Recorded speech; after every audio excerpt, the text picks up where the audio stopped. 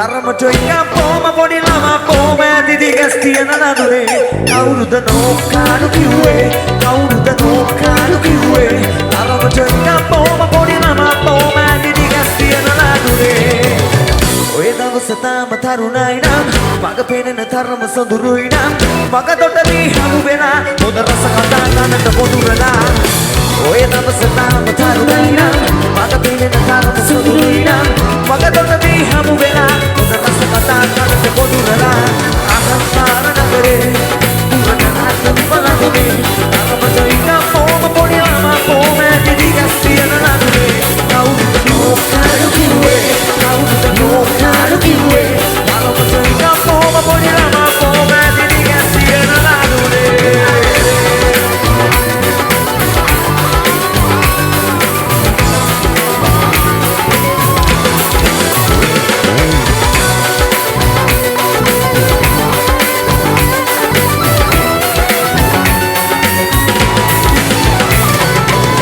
ඔබේ වයස මටම ගැලපෙයි නම් මව්පියන් හිතට සතුටුයි නම් මට සිතදී සනසලා ඉල කලබලයම සනසලා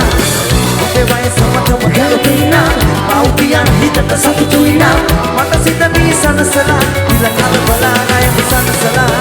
අහංකාර නගරේ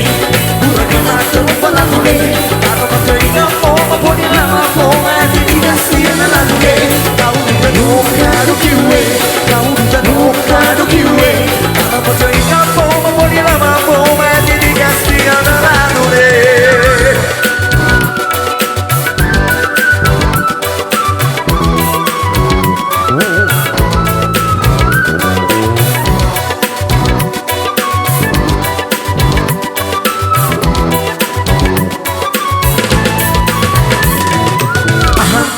නගරේ පුරකනාට බලන්නේ තරමට ඉංගම් පොම පොඩි ළමා පොම ඇදිදි ගැස් තියන නඩුවේ කවුරුද නෝකාඩු කිව්වේ කවුරුද නෝකාඩු කිව්වේ